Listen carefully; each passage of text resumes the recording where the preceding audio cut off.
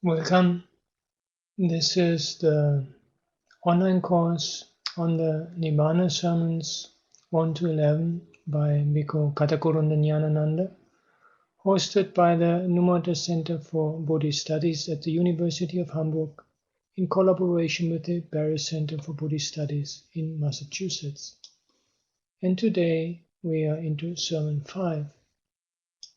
But before coming to that, I first like to look at some of the points made in the, as usually, so very vivid and interesting discussion on the forum. One comment by Jeff Hardin was on the translation of dukkha as suffering. And he says that the passage makes much more sense with translating dukkha as unsatisfactoriness. And I can only wholeheartedly agree with that. I often think that our understanding of early Buddhist thought suffers because of the translation of dukkha as suffering. Then Kim Allen said that the fundamental assumption of science is that there's a neutral objective observer who can witness experience without affecting it or being affected by it. Indeed, any type of observation that does not fulfill these criteria is not considered valid.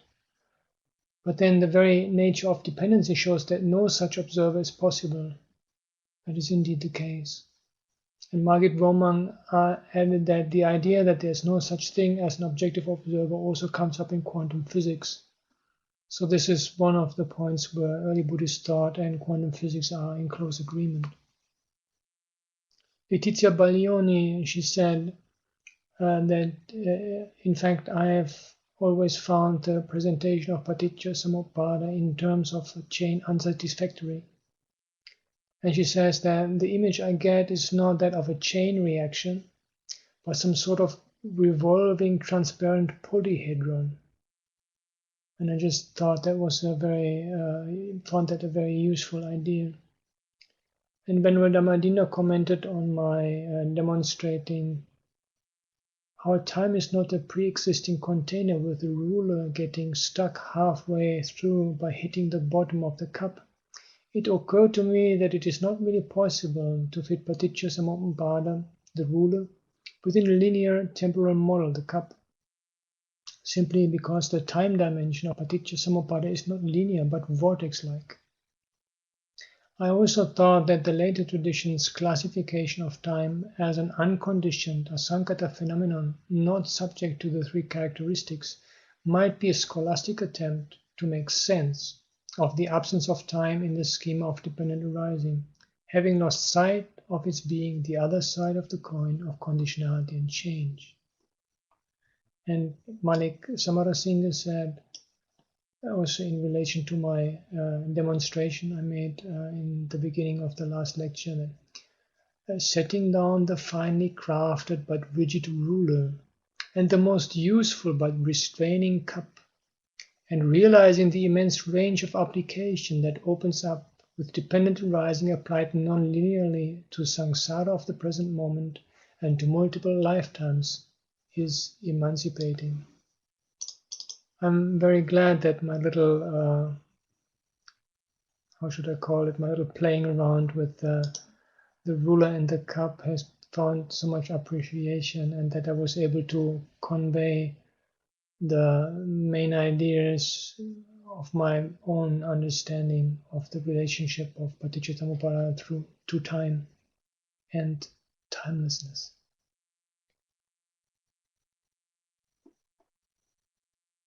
So now it's time to get into Sermon 5.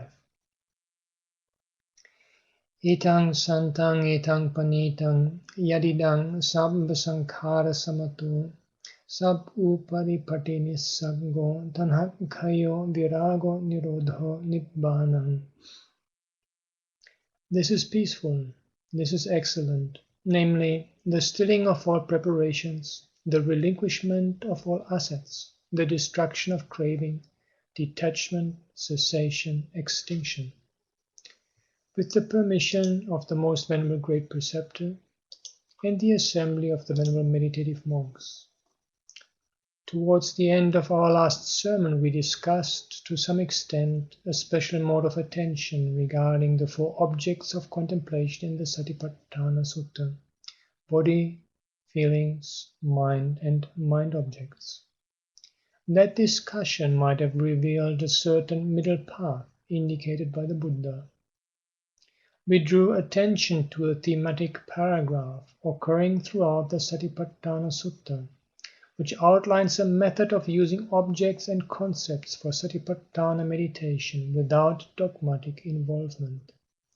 This leads the meditator to a particular kind of attitude, summed up by the concluding phrase, "He abides independent and does not cling to anything in the world.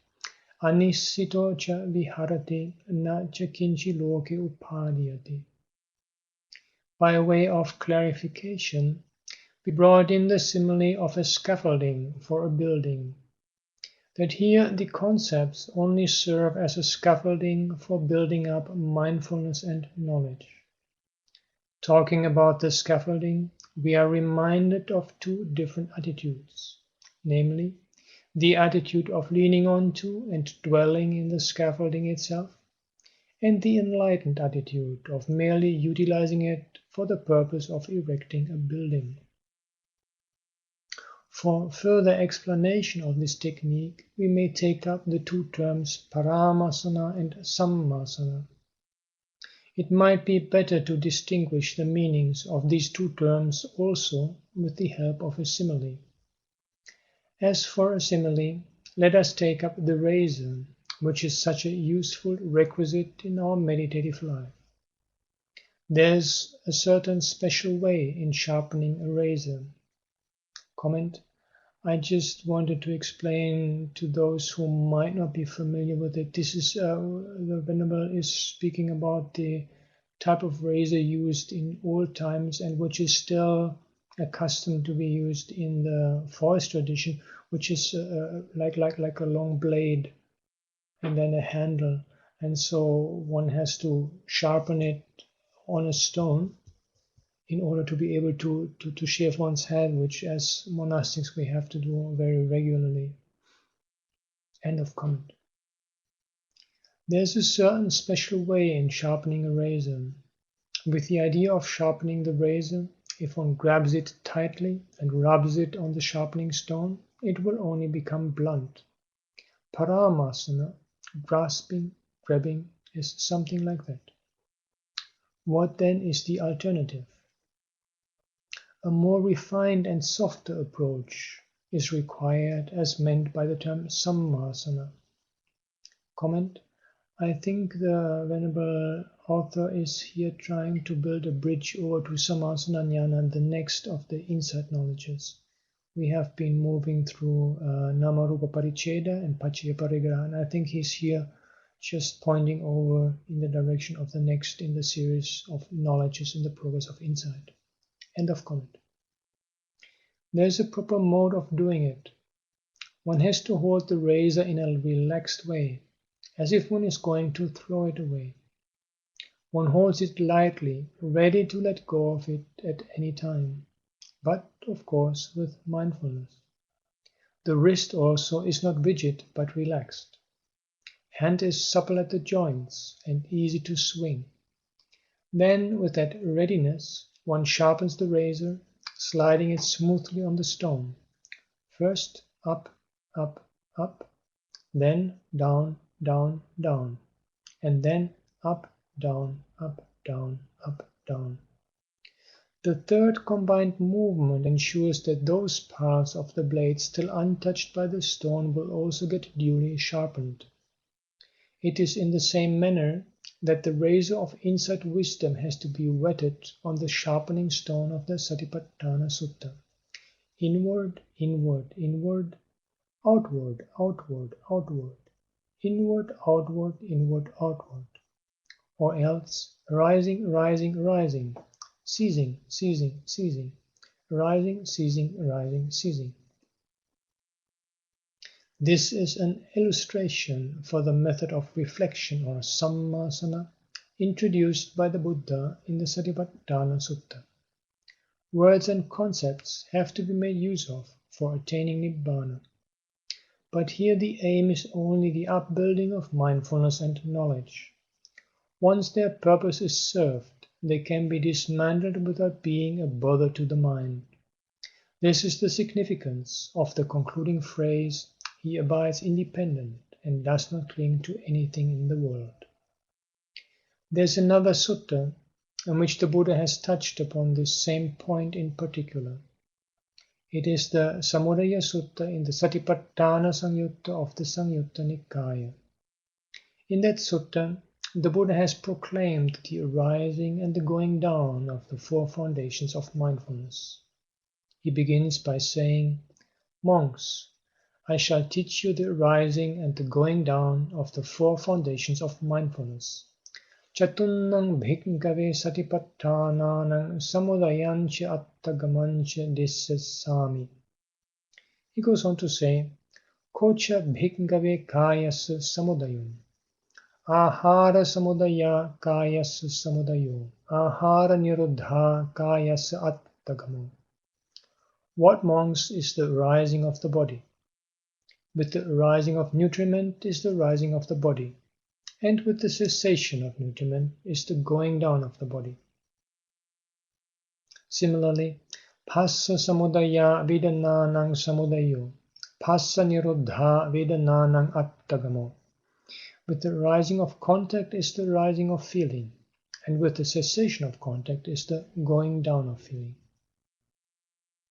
And then, nama rupa samudaya chittasya samudayo, nama rupa niruddha chittasya attagamo.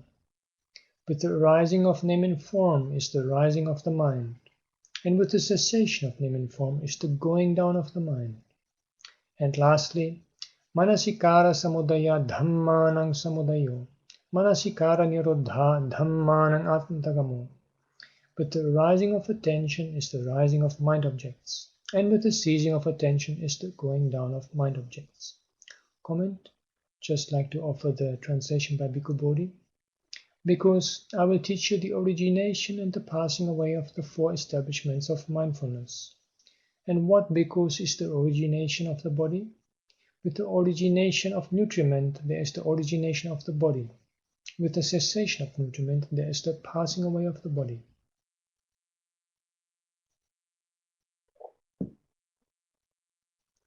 With the origination of contact, there is the origination of feeling. With the cessation of contact, there is the passing away of feeling.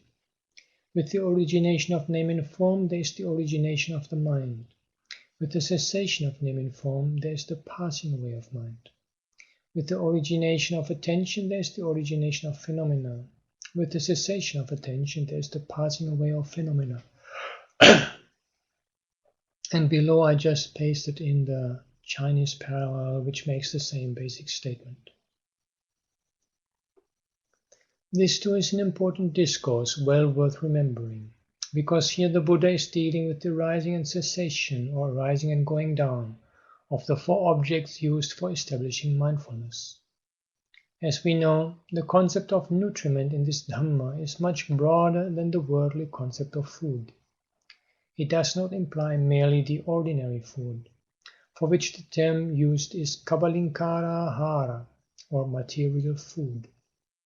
Taken in a deeper sense, it includes the other three kinds of nutriment as well, namely phassa, or contact, manosancetana, or volition, and viññāna, or consciousness. These four together account for the concept of body as such. Therefore, due to these four, there comes to be a body, and with their cessation, the body ends. So also in the case of feeling. We all know that the rising of feeling is due to contact. The reference to name and form in this context might not be clear enough at once, due to various definitions of name and form, or nama rupa. Here, the reason for the rising of the mind is said to be name and form. Mind is said to arise because of name and form, and it is supposed to go down with the cessation of name and form. Comment. Venerable Ñāṇananda does not further expand on this, and so I just like to offer my own personal take, and this I relate I see here Nama Rupa particularly pointing the factor out of name that I think is of particular relevance here is volition, Cetana. So, because volition, Cetana, and Chitta are even etymologically related. And so I understand the point to be that the volition that is born out of the material experience, the experience of matter, together with its mental processing through name, is in particular what impacts, originates, or leads to the rising of the mind. And I relate this to the need in the Satipatthana Sutta when contemplating Chitta to go from the level of actual thought experience to the lower level or more internal level of the actual current of the mental state underlying it. Say something is going on in my mind because I got upset and I'm going like, so and so should not have said that, and next time I will. And as the mind keeps elaborating, the task is to go down to this lower level and just recognize, Anālayo, you are being angry. And this recognition has a lot to do with the basic thrust of the mind, and this is where Cetana comes in, the volition part. So my personal take on this statement that the arising of the third object of the third Satipatthana relates to name and form is in particular name and form as they build up, like in that simile with the fingers, where the volitional finger is the middle finger, the one that really sticks out. This is where name all comes together in this pointing out of volition. This is just my personal take on it, because the Venerable Ñāṇananda does not further expand on this topic. End of comment. The fact that the mind objects arise due to attention is noteworthy. All the mind objects mentioned in the fourth section of contemplation arise when there is attention, and they go down when attention is not there. In other words, attention makes objects out of them. This way, we are reminded that apart from making use of these words and concepts for the purpose of attaining Nibbāna, there's nothing worth holding on to or clinging to dogmatically. Comment. I again like to offer my own personal understanding here.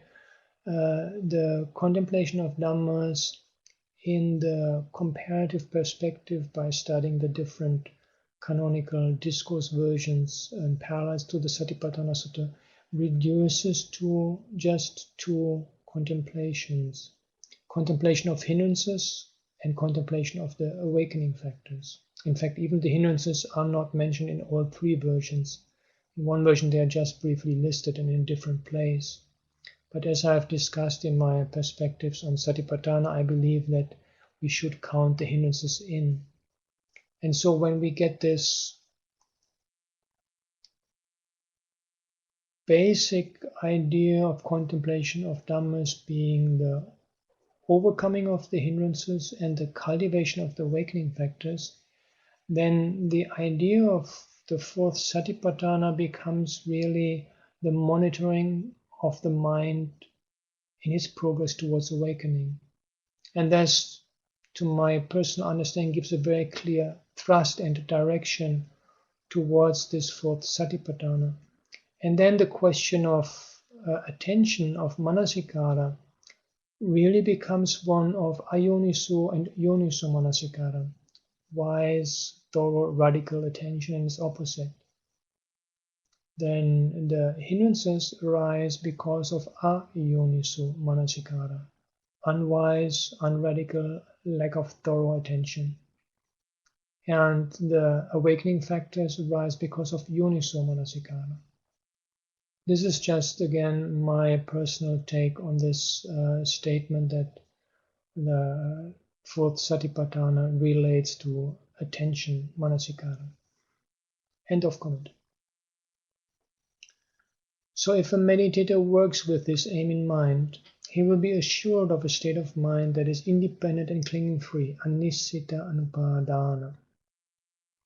One marvelous quality of the Buddha's teaching emerges from this discussion. A mind object is something that the mind hangs on to, as the connotations of the word ārammana, compound ālambana, suggest.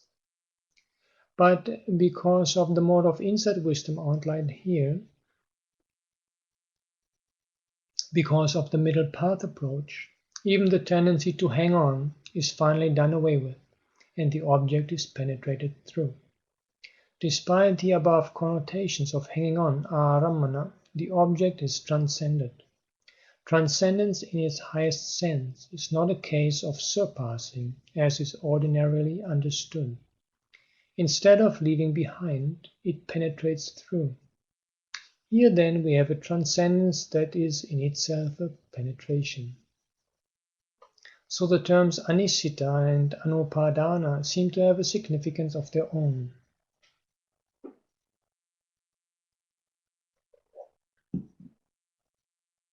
More of it comes to light in quite a number of other suttas. Particularly in the Dvayatānupassana Sutta of the Sutta Nibbāna, we come across the following two verses which throw more light on these two terms. Anissitona chalati nissito cha uppariyam ittha bhavanyatha bhavang sangsarang nati vattati etang adinavang nyatva nissayesu mahabbhayam anissito anupadano Satu Bhikkhu paribhaje. The unattached one wavers not, but the one attached, clinging on, does not get beyond samsara, which is an alternation between a thisness and an otherwiseness. Knowing this parallel, the great danger in attachments or supports, let the monk fare along mindfully, resting on nothing, clinging to nothing. Comment Bhikkhu Bodhi's translation. One who is independent does not quake, but one who is dependent, clinging to things, does not transcend samsara, with its becoming thus, becoming otherwise. Having known this danger, there is great peril in dependencies. Independent without clinging, a bhikkhu should wander mindfully. End of comment. Caught up in the dichotomy of samsaric existence, which alternates between thisness and otherwiseness, one is unable to transcend it, so long as there is attachment and clinging. Nisayas are the supports that encourage clinging in the form of dogmatic adherence to views. Seeing the peril and the danger in them, a mindful monk has no recourse to them. This gives one an idea of the attitude of an arahant. His mind is free from enslavement to the conjoined pairs of relative concepts. This fact is borne out by certain canonical statements, which at first sight might appear as riddles. The last two sections of the Sutta Nibbāna, the Attaka-vagga and the Parayana-vagga in particular, contain verses which are extremely deep. In the Attaka-vagga, one often comes across apparently contradictory pairs of terms, side by side. About the Arahant it is said that he neither grasps nor gives up. Nadeti na nirassati. There is nothing taken up or rejected by him. Attang nirattang nahitassa atti. Comment translation by Bhikkhu Bodhi. He does not take, does not reject. And nothing is taken up or rejected by him. End of comment. By the way, the word attang in this context is derived from adata, a and da, by syncopation. It should not be mistaken as a reference to atta or soul. Similarly, niratta is from as, to throw, nirasta, conveying the idea of giving up or putting down. There is nothing taken up or given up by the Arahant.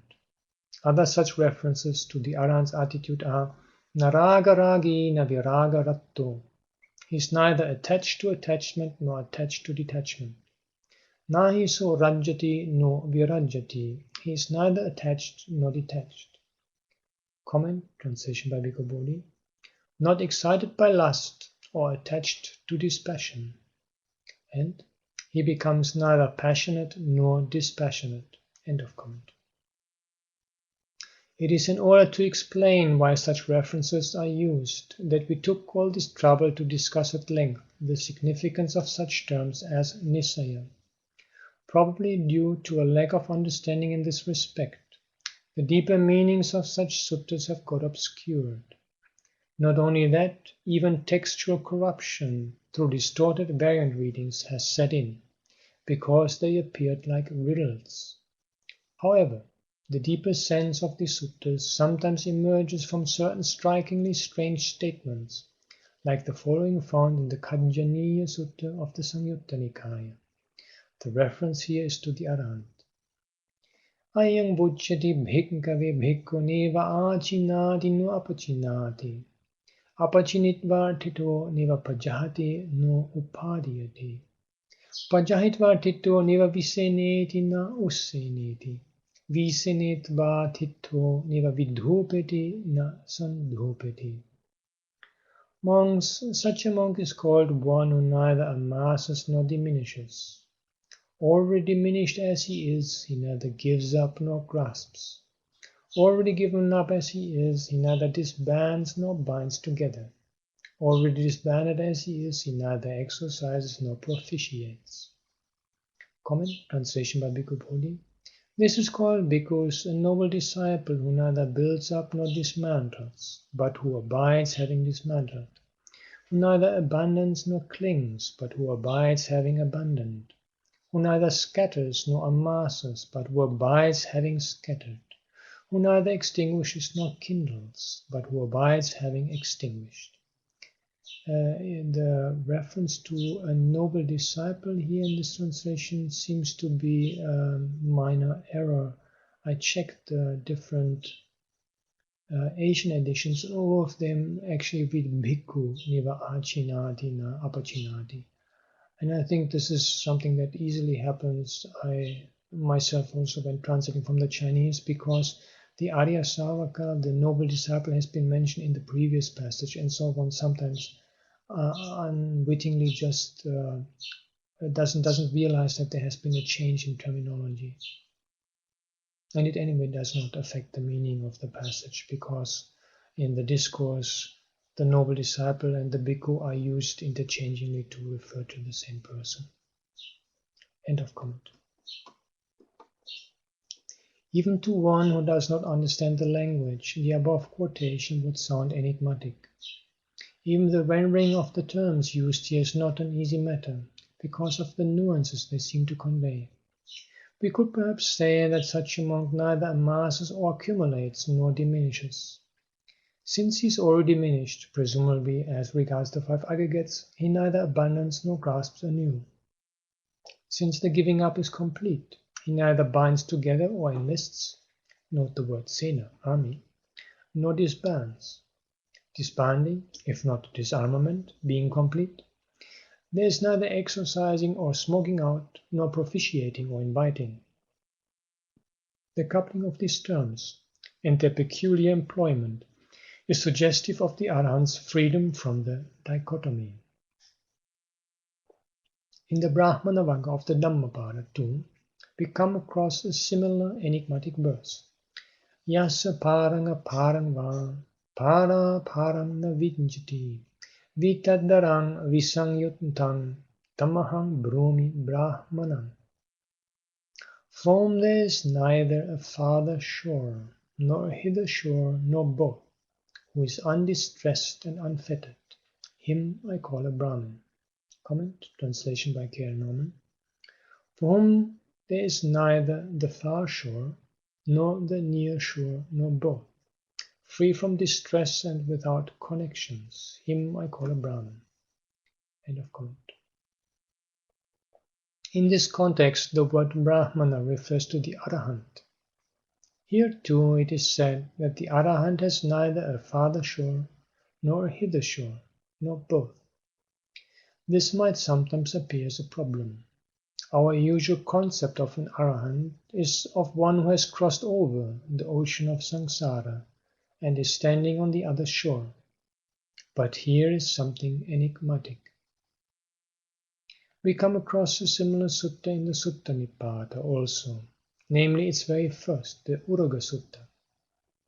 The extraordinary feature of this sutta is the recurrence of the same refrain throughout its 17 verses. The refrain is, So bhikkhu jahati parang urugo jinnam iva taccham puranam. That monk forsakes the hither and the thither, like a snake its slough that doth wither. The simile of the slough, or the worn-out skin of the snake, is highly significant. To quote one instance, Yo nanjagama bhavesu sarang vichinang pumpam eva udumbaresu. So bhikkhu jahati uruparang urugo jinnam eva taccham puranam. That monk who sees no essence in existence, like one seeking flowers in udumbara trees, will give up the hither as well as the thither, like the snake its slough that doth wither. Comment translation by Bhikkhu Bodhi. One who finds no core in states of existence, as one seeking flowers in udumbara trees finds none. That bhikkhu gives up the here and the beyond, as a serpent sheds its old worn-out skin. End of comment. The Arahant has abandoned his attachment to existence. As such, he is free from the bondage of those conjoined terms in worldly usage. So the Arahant looks at the worldly usage in the same way as a snake would turn back and look at the worn-out skin it has sloughed off. Sometimes we see a snake moving about with the remnant of its slough hanging on. We might even think that the snake is carrying its slough around. It is the same in the case of the Arahants. Now there's this term, Sauparisesa Nibbāna Dhatu. Taking the term at its face value, some might think that the clinging is not yet over for the Arahants, that there's still a little bit left. The Arahant, though he has attained release and realized Nibbāna, so long as he is living in the world, has to relate to the external objects in the world, somehow through his 5 senses, making use of them. Seeing it, some might conclude that it is because of some residual clinging. But we have to understand this in the light of the simile of the worn-out skin. In the case of the Arahant too, the slough of skin is still hanging on. As a sidelight, we might cite a remark of Venerable Sariputta. Imina puti kayena attiyami harayami jigutunchami. I am harassed and repelled by this body. I am ashamed of it. This is because the body is for him something already abundant. All this goes to show that the Arahant has an unattached, unclinging attitude. Comment. It might not be immediately evident how such a statement of being harassed and repelled by the body expresses unattachment and lack of clinging. In fact, the same expression is also used in the famous episode where a group of monks have such feelings of atiyami, harayami, jigucchami towards the body that they actually commit suicide. I have studied this in detail with a comparative study of the different versions, and I will make available that article for reading. It's the mass suicide of monks in discourse and Vinaya literature.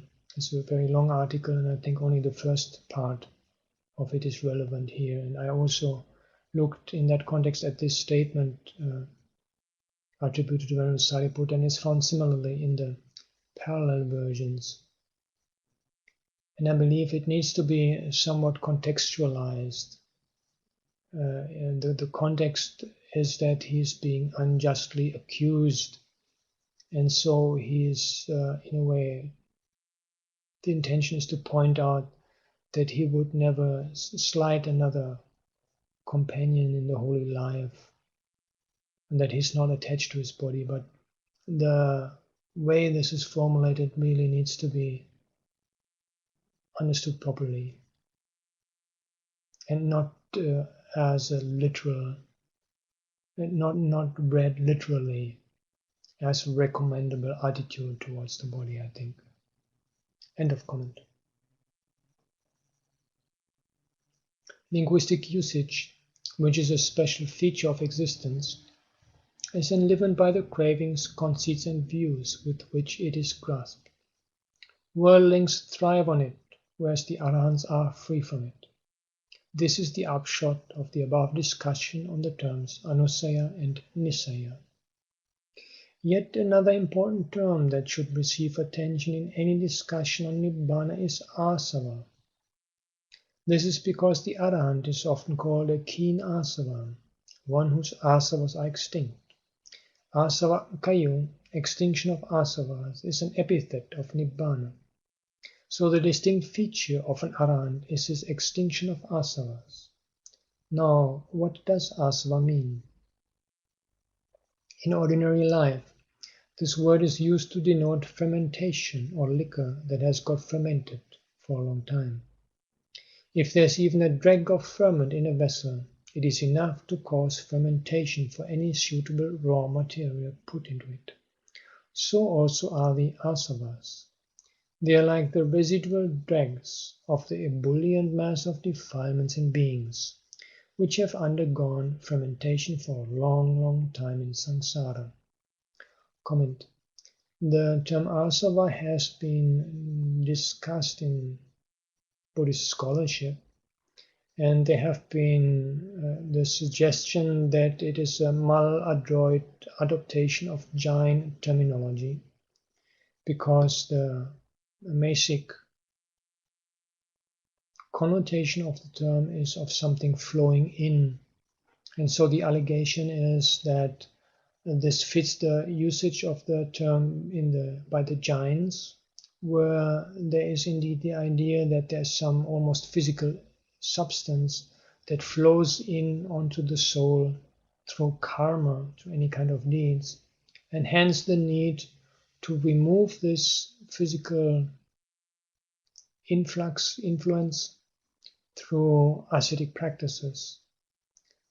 But so these scholars state this sense does not work for the Buddhist usage, and hence they conclude that it is a borrowing from the Jains.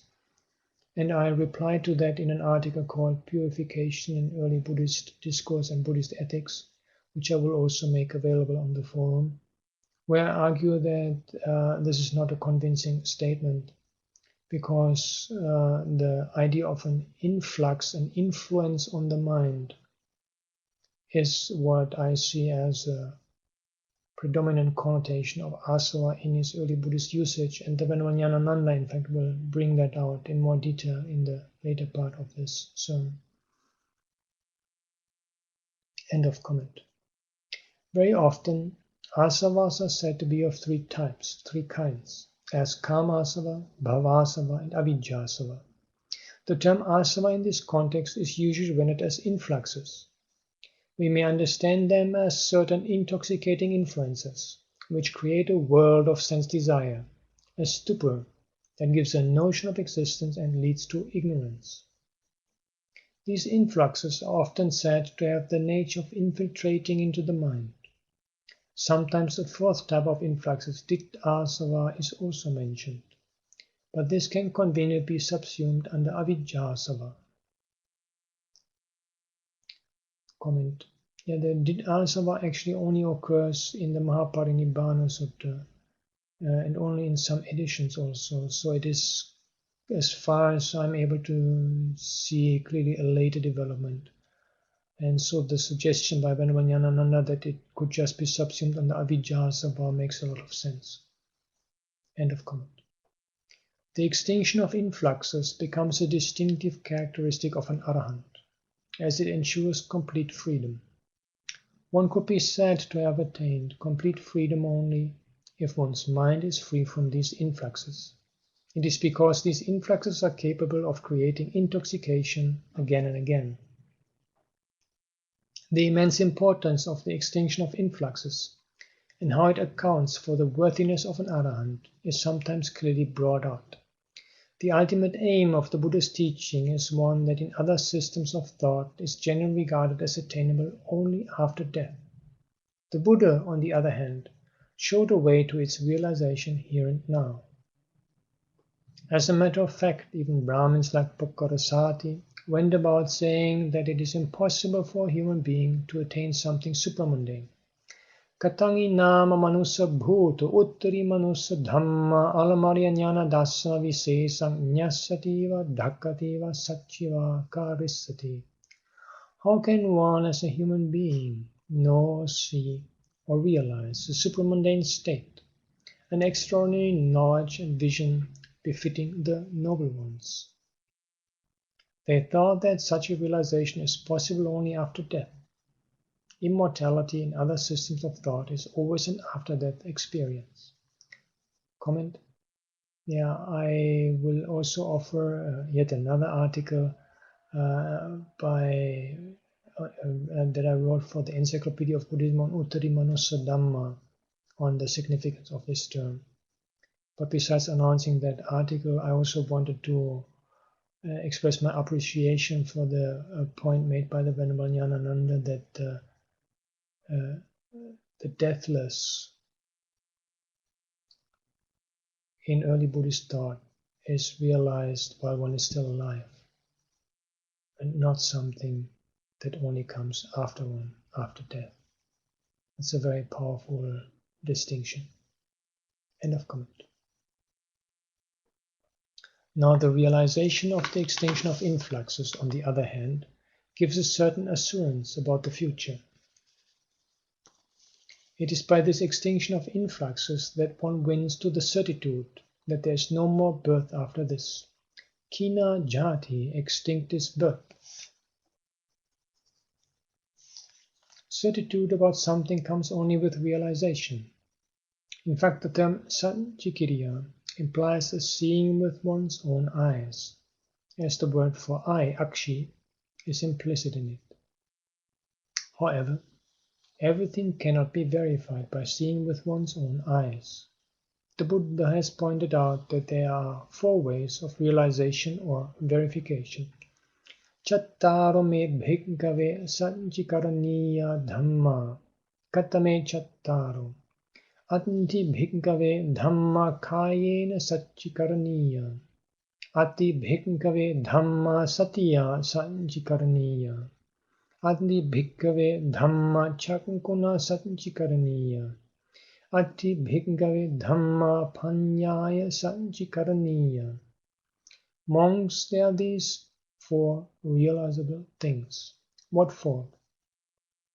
There are things, monks, that are realizable through the body. There are things, monks, that are realizable through memory. There are things, monks, that are realizable through the eye. There are things, monks, that are realizable through wisdom. Comment in the translation by Bhikkhu Bodhi. Monks, bhikkhus, there are these 4 things to be realized. What 4? There are things to be realized by the body. There are things to be realized by memory. There are things to be realized by the eye. And there are things to be realized by wisdom. And even though this discourse does not have a parallel in the Chinese agamas, when evaluating such absence, we need to keep in mind that we do not have a complete collection of 4 Chinese agamas from the same school, but much rather individual agamas from different schools. So we don't have a complete set, and due to the differing distribution of discourses over 4 agamas within different schools, there is always something that kind of falls through the gaps. But we have the Sangiti Pariyaya.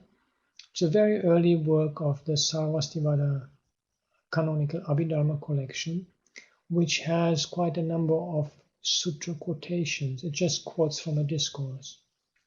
And in one such discourse quotation gives the same for dimensions of realization, aspects of realization. And I've just pasted this in here.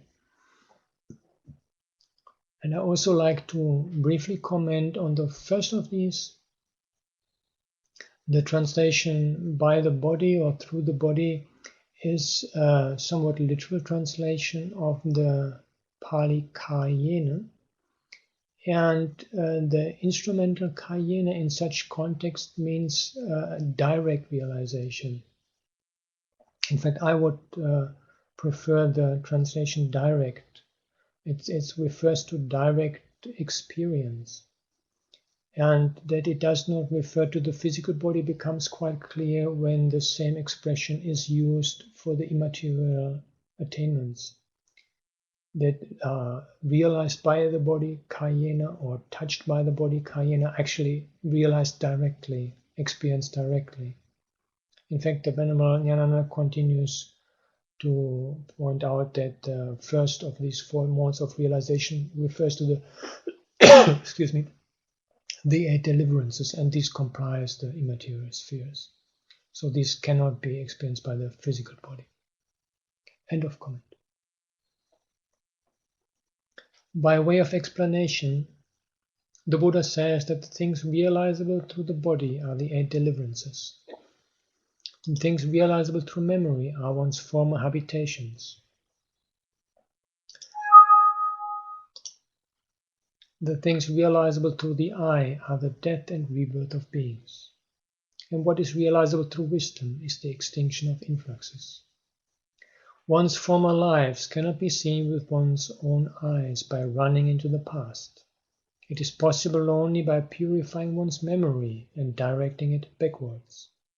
Similarly, the death and rebirth of beings can be seen as if with one's fleshly eye, with the divine eye, by those who have developed it. So also the fact of extirpating all influxes is to be realized by wisdom and not by any other means. The fact that the influxes of sensuality, existence, ignorance, and abuse will not flow in again can be verified only by wisdom. That is why special mention is made of Nibbāna as something realizable. Because Nibbāna is said to be something realizable, some are of the opinion that nothing should be predicated about it. What is the reason for this special emphasis on its realizability? It is to bring into sharp relief the point of divergence, since the Buddha taught a way of realizing here and now something that in other religions was considered impossible. What was it that they regarded impossible to be realized? The cessation of existence, or bhava nirodha. How can one be certain here and now that this existence has ceased? This might sometimes appear as a big puzzle, but all the same, the Arahant experienced the cessation of existence as a realization. That is why he even gives expression to it as bhava nirodho Nibbāna. Cessation of existence is Nibbāna. It comes about by this extinction of influxes. The very existence of existence is especially due to the flowing in of influxes of existence. What is called existence is not the apparent process of existing visible to others. It is something that pertains to one's own mental continuum. For instance, when it is said that some person is in the world of sense desires, one might sometimes imagine it as living surrounded by objects of sense pleasures. But that is not always the case. It is the existence in a world of sense desire built up by sensuous thoughts. It is the same with the realms of form and formless realms. Even those realms can be experienced and attained while living in this world itself.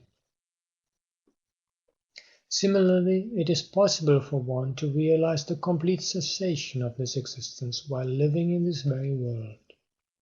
It is accomplished by winning to the realization that the influxes of sensual desires, existence, and ignorance no longer influence one's mind. So all this goes to show the high degree of importance attached to the word asava. The Sammaditthi Sutta of the Majjhima Nikaya seems to pose a problem regarding the significance of this term. At one place in the sutta, it is said that the rising of ignorance is due to the rising of influxes, and that the cessation of ignorance is due to the cessation of influxes. Asava samudayo avidya samudayo. Asava nirodha avidya nirodho. If the sutta says only this much, it will not be such a problem, because it appears as a puzzle to many nowadays why ignorance is placed first. Various reasons are adduced and arguments put forward as to why it is stated first out of the 12 factors. The fact that there is still something to precede it could therefore be some consolation. Comment. Yeah, and I'd like to note that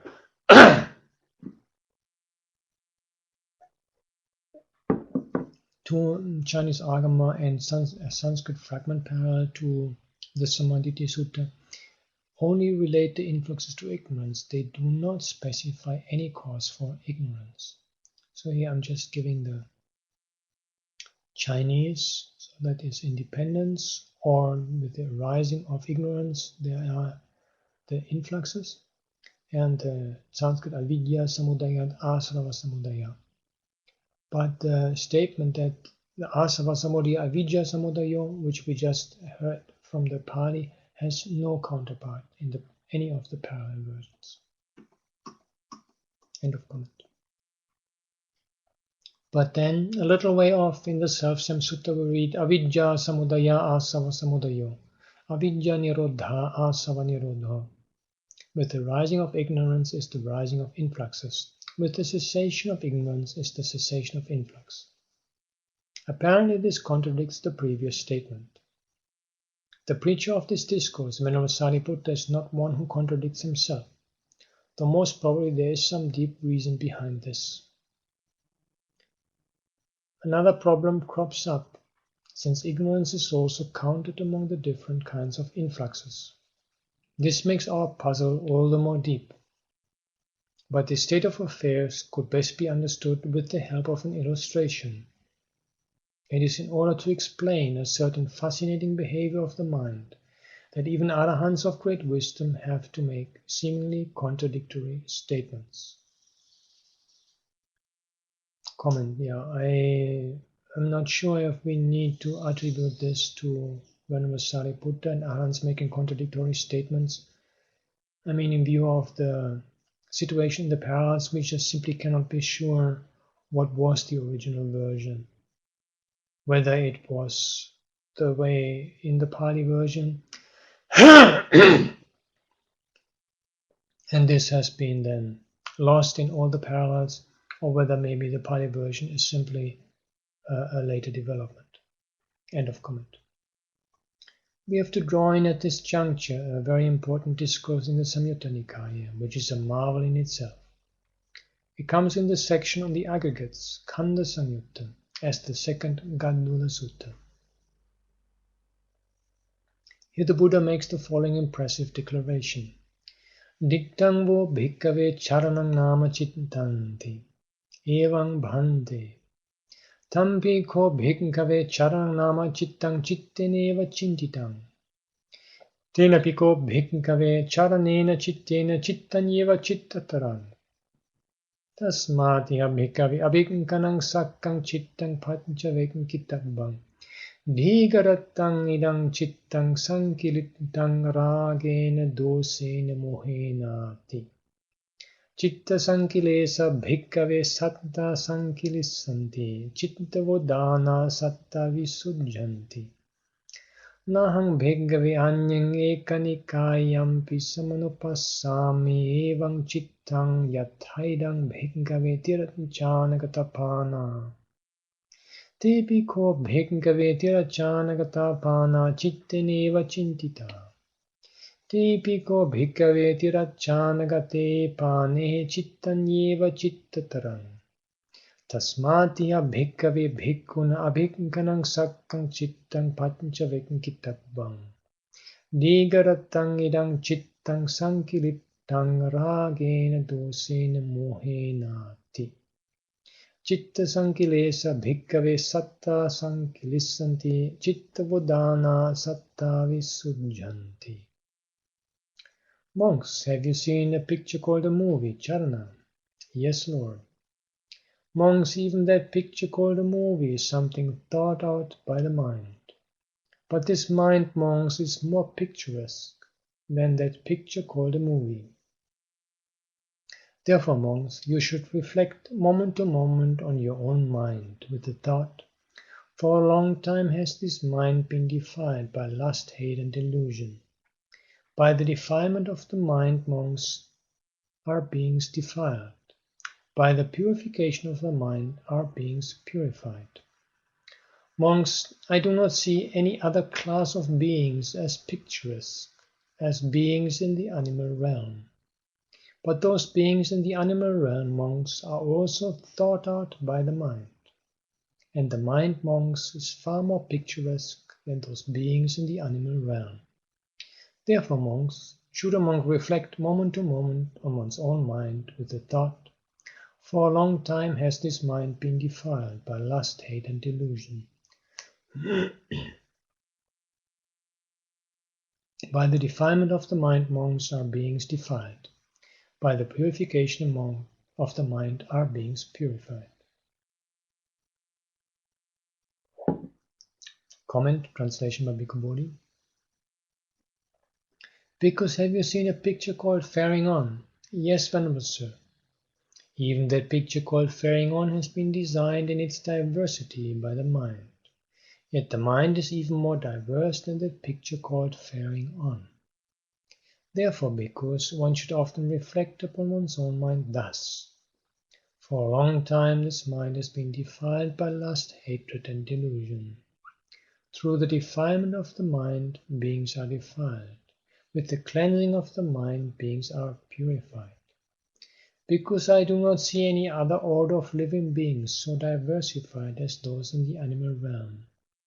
Even those beings in the animal realm have been diversified by the mind, yet the mind is even more diverse than those beings in the animal realm.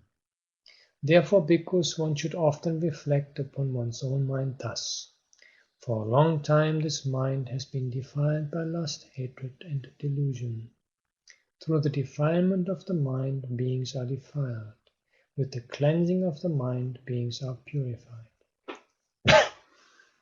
And I've also put in the Chinese, and it seems that the translator misunderstood this passage, and so he has added a bird. Even in the passage on the Charana Chittang, there's the transliteration, I think, of Charana. Did you see the Charana bird of various colors? So it seems that original used for the Chinese translation would have been similar to the Pali, but the translator just couldn't make any sense out of it and then added a bird there. And so for somebody approaching the Chinese text without access to an Indic language parallel, it carries quite a different meaning. End of comment. Here the Buddha gives two illustrations to show how marvelous this mind is. First he asked the monks whether they have seen a picture called Charana. Though the word may be rendered by movie, it is not a motion picture of the sort we have today. According to the commentary, it is some kind of variegated painting done on a mobile canvas chamber, illustrative of the results of good and evil karma. Whatever it may be, it seems to have been something marvelous. But far more marvelous, according to the Buddha, is this mind. The reason given is that even such a picture is something thought out by the mind. Comment. This way of teaching by carrying around paintings, I think it could also sometimes be an explanation for certain literalism. Like, for example, in the later hagiography of the period before the Buddha set out for his quest of awakening, we get these stories that he was completely unaware of old age, disease, and death, and then doing outings from his palace, he came across for the first time in his life seeing somebody who is sick, etc. And the suggestion has been made by a German scholar already quite some time ago that this could have been simply started by there's a discourse actually which describes the Buddha's actual insight into the predicaments of human existence, and then in order to make this insight more easily visible, understandable in the ancient Indian setting, it would have been natural to make some drawings that show him seeing old age, disease, and death. And then later on, the existence of these drawings could then have led to this actual story that he for the first time in his life saw these things, which is so out of keeping with the astute observational qualities of the Buddha to have lived for much of his youth completely oblivious of the fact that people become old and get sick and die. And so this Charanamachittan, this idea of images being made for the purpose of teaching and carried around, helps us to imagine how certain literalisms crept into the Buddhist tradition. End of comment. Then, by way of an advice to the monks, says the Buddha, therefore, monks, you should reflect on your mind moment to moment with the thought. For a long time this mind has been defiled by lust, hate, and delusion.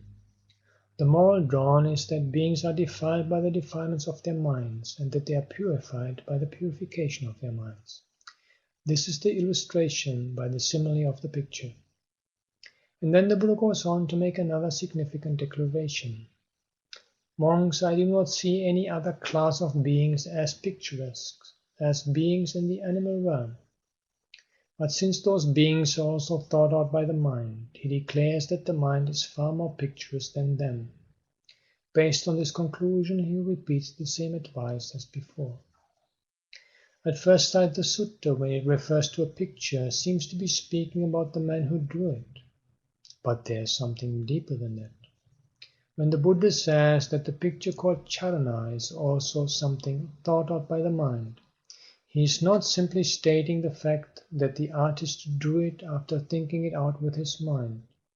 The reference is rather to the mind of the one who sees it. He who sees it regards it as something marvelous. He creates a picture out of it. He imagines something picturesque in it. In fact, the allusion is not to the artist's mind, but to the spectator's mind. It is on account of the three defilements of lust, hate, and delusion, nurtured in his mind for a long time, that he is able to appreciate and enjoy that picture. Such is the nature of those influxes. That is why the Buddha declared that this mind is far more picturesque than the picture in question. So if one turns back to look at one's own mind, in accordance with the Buddha's advice, it will be a wonderful experience, like watching a movie. Why?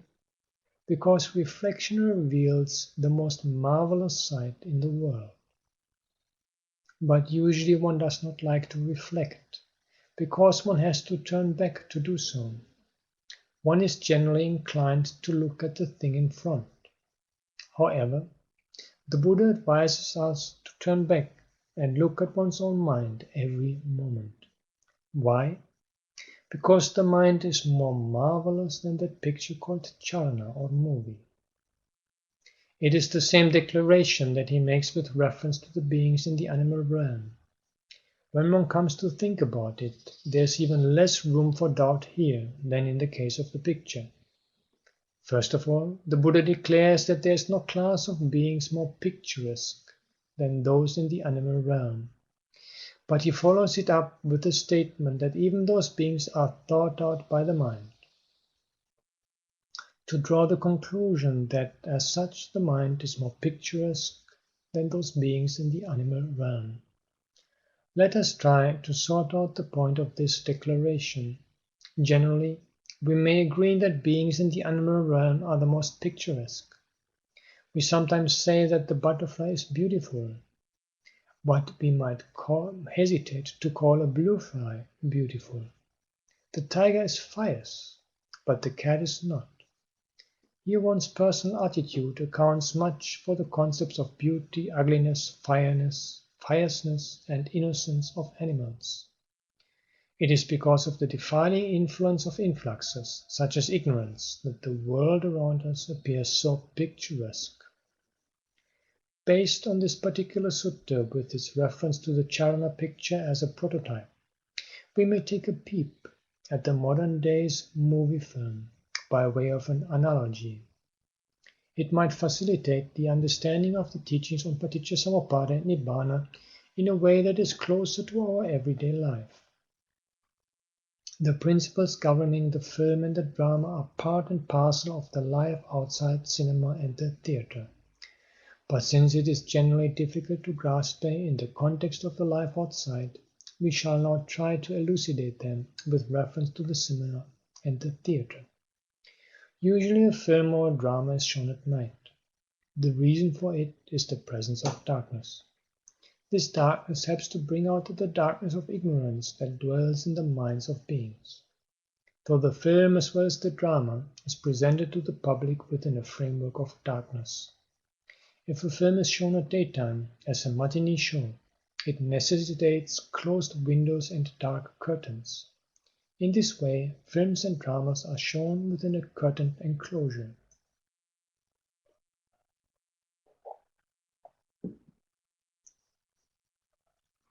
There's another strange thing about these films and dramas. One goes to the cinema or the theatre saying, I'm going to see a film show, I'm going to see a drama. And one returns saying, I've seen a film show, I've seen a drama.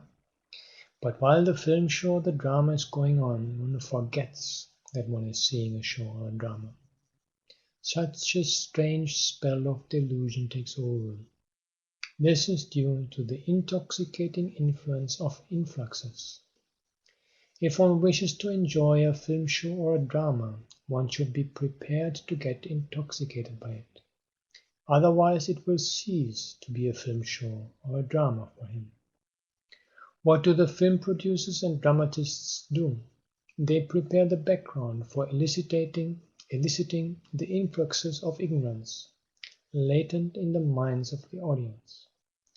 That is why such shows and performances are held at night, or else dark curtains are employed. They have an intricate job to do. Within the framework of darkness, they have to create a delusion in the minds of their audience, so as to enact some story in a realistic manner. To be successful, a film or a drama has to be given a touch of realism.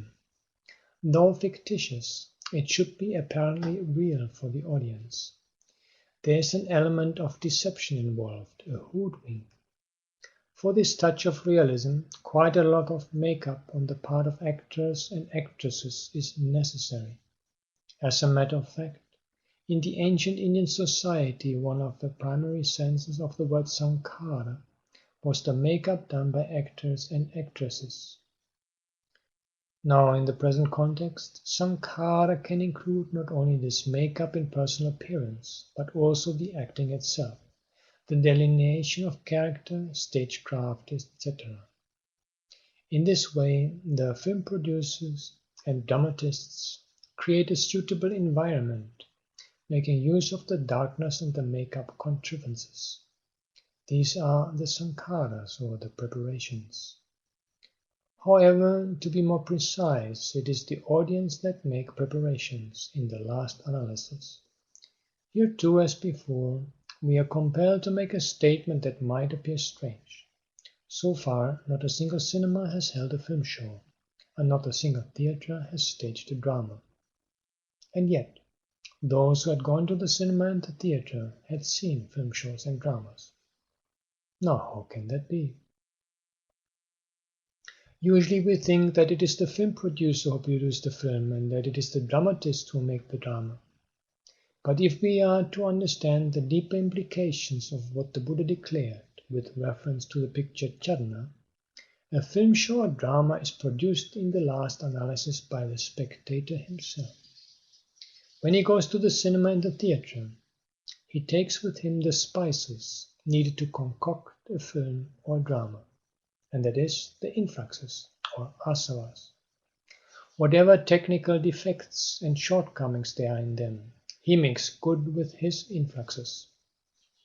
As we know, in a drama there's a certain interval between two scenes, but the average audience is able to appreciate even such a drama, because they are influenced by the influxes of sense desire, existence and ignorance. With the progress in science and technology, scenes are made to fall on the screen with extreme rapidity. All the same, the element of delusion is still there. The purpose is to create the necessary environment for arousing delusion in the minds of the audience. Whatever preparations others may make, if the audience does not respond with their own preparations along the same lines, the drama will not be a success. But in general, the worldlings have a tendency to prepare and concoct, so they would make up for any shortcomings in the film or the drama with their own preparations and enjoy them. Now, for instance, let us think of an occasion when a film show is going on within the framework of darkness. In the case of a matinee show, doors and windows will have to be closed.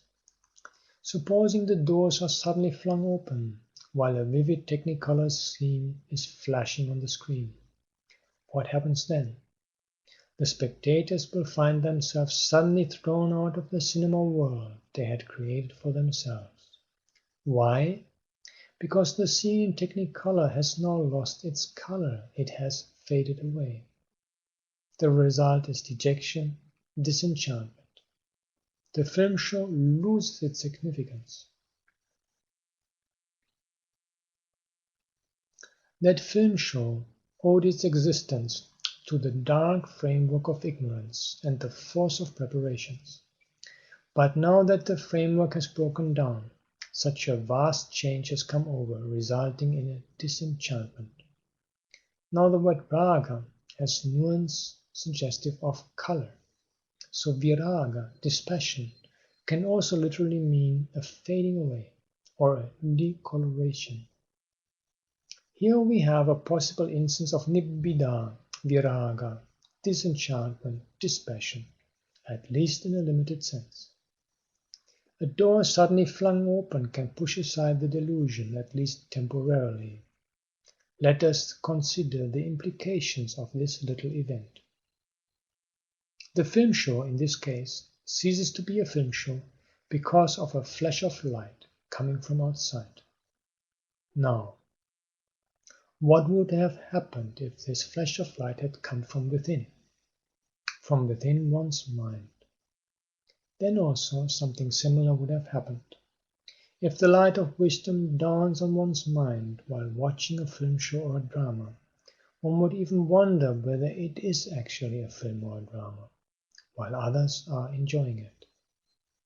Speaking about the film show, we mentioned above that the spectator has entered into a world of his own creation.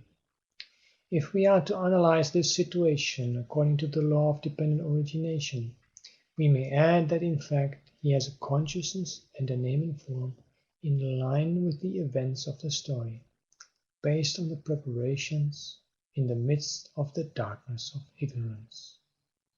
With all his experiences in seeing the film show, he is building up his 5 aggregates.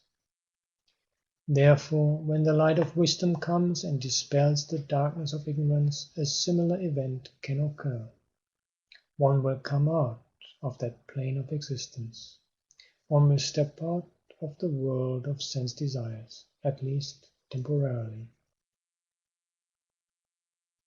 Now, with regards to the Arahants, too, the same trend of events holds good. when their ignorance ceases, leaving no residue. Avidyaya tveva sesa viraga nirodha.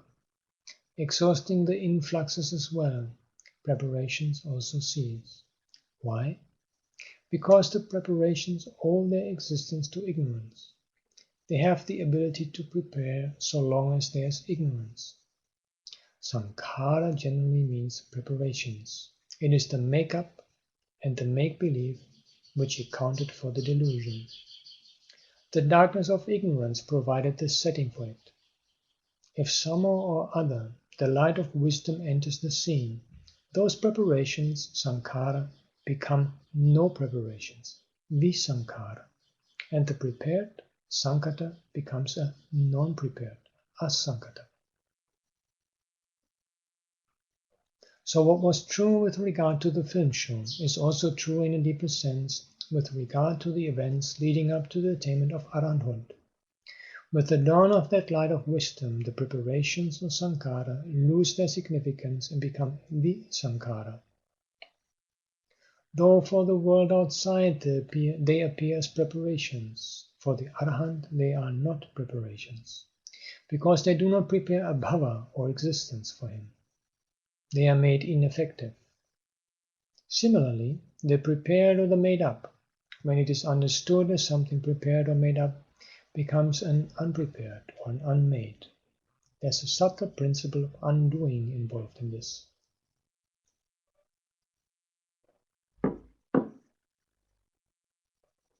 Sometimes this might be regarded as a modernistic interpretation, but there is canonical evidence in support of such an interpretation.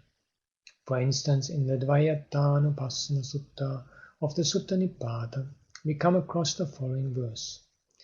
Nivuttanang tamohoti andhakaro apassatan satancha vivartang hoti aloko pasatamiva santike navijananti maga dhammasa akkovida. Murk it is to those enveloped as darkness unto the undiscerning, but to the good wide open it is, as light is unto those discerning. So near, and yet they know not, fools, unskilled in the known. Comment, translation by Bhikkhu Bodhi. There is gloom for those who are blocked, darkness for those who do not see. But for the good it is opened up, like light for those who see. The brutes, unskilled in the Dhamma, do not understand it even when close. End of comment. It is all murky to those enveloped by the hindrance of ignorance, like the darkness for those who are unable to see. But for the noble ones it is visible like an open space, even as the light to those with vision. Though it is near at hand, fools, inexpert in the Dhamma, do not understand. This same impression of the Buddha comes up again in the following verse in the Uddana. Moha sambandhano loko bhabbarupova dissati upadhi bandhano balo tamasa parivarito sasatori vakhayati pasato nanti kinchanam. The world infettered to delusion feigns a promising mean. The fool to his assets bound sees only darkness around. It looks as though it would last, but to him who sees there is not. Comment, translation by Ireland. The world is held in bondage by delusion and only appears to be capable, to a fool, held in bondage by clinging and wrapped up in ignorance. It appears to be eternal, but one who sees has no obstructions. End of comment. The world appears as real to one who is fettered to delusion. He imagines it to be reliable, and so the fool, relying on his assets, is encompassed by the darkness. To him the world appears as eternal, but the one who has the right vision knows that in reality there is nothing. All this goes to show that the life outside is not much different from what goes on within the four walls of the cinema and the theatre. Just as in the latter case, an enjoyable story is created out of a multitude of scenes, relayed at varying degrees of rapidity, backed up by the delusive make-up of actors and actresses, so that one may lose oneself in a world of fantasy. Even so, according to the point of view of Dhamma, the lifestyle outside is something made up and concocted. However, the darkness within is much thicker than the darkness outside. The darkness outside may be dispelled even by a door flung open, as we saw above, but not so easily the darkness within. That is why in the Psalms of the Theras and Theres it is said that they split or burst asunder the mass of delusion. Tamok kandang padhaliya, tamok kandang padhalaying. The pitchy black darkness of ignorance in the world is one that is thick enough to be split up and burst asunder. So it seems the darkness within is almost tangibly thick. But the first incision on this thick curtain of darkness is made by the path knowledge of the streamlinner. As a sidelight, we may cite an episode from the lives of the Venerable Sariputta and Mahamoggalana, the two chief disciples of the Buddha. Formerly as Brahmin youths, they were known as Upatissa and Kulita. These two young men once went to see a hilltop festival called Giragga Samanja.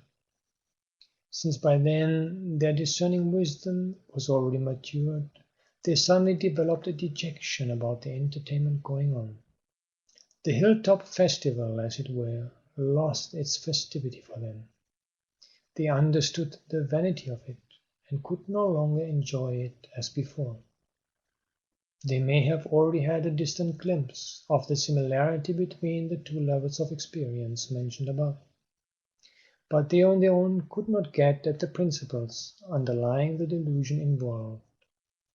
Much later, as a wandering ascetic, when Upatissa met the Venerable Assaji Thera on his alms round, he begged the latter to preach the Dhamma to him. Venerable Assaji said, "I know only a little." Upatissa also assured him, "I need only a little." Venerable Assaji preached a little, and Upatissa too heard a little. But since there was much in it, the latter attained the fruit of stream-winning, even on hearing the first two lines of the following verse.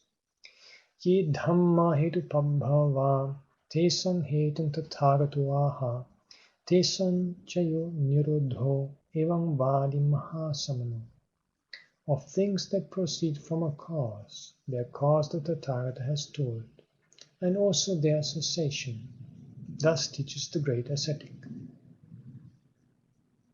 The verse gives in a nutshell the law of dependent arising. From it, Upatissa got the clue to his riddle of life. Some interpret the word hetu, cause, in this verse as avidya or ignorance, the first link. But that is not the case. It refers to the basic principle known as idappaccayata, the relatedness of this to that. Hetupabhava dhamma is a reference to things dependently arisen. In point of fact, it is said about a stream-winner that he has seen well the cause as well as the things arisen from a cause. Hetu cha sudittu, hetu samuppanna cha dhamma.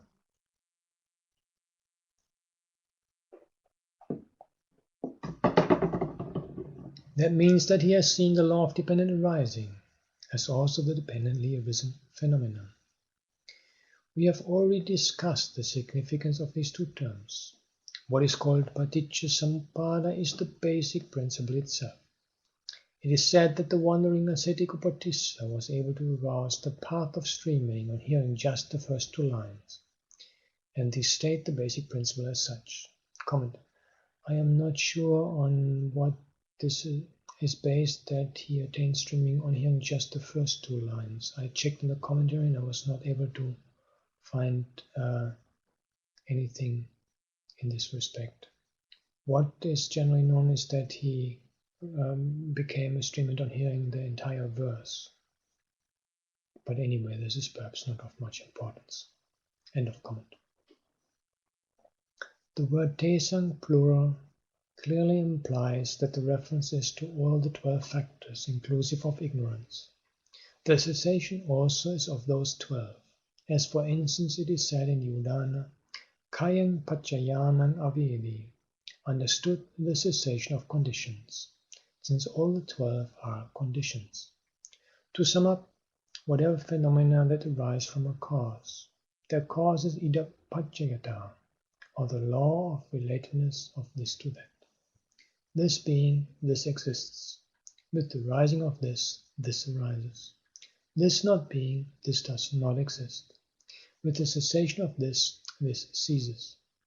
And then the cessation of things arisen from a cause is ultimately Nibbāna itself.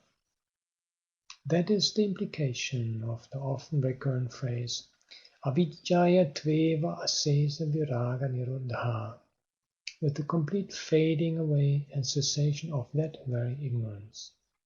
So then, from this discussion, it should be clear that our illustration with the help of the simile of the cinema and the theatre is of much relevance to an understanding of the law of dependent arising. With this much we shall wind up today. Comment?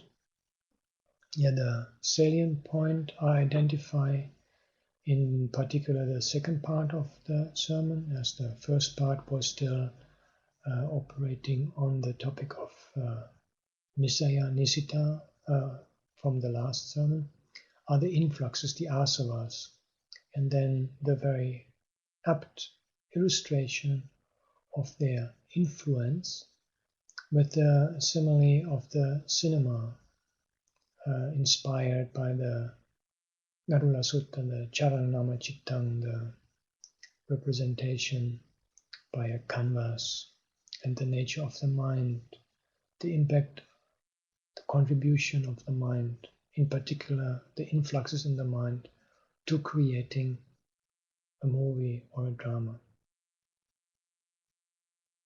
I find this a very powerful image. Thank you.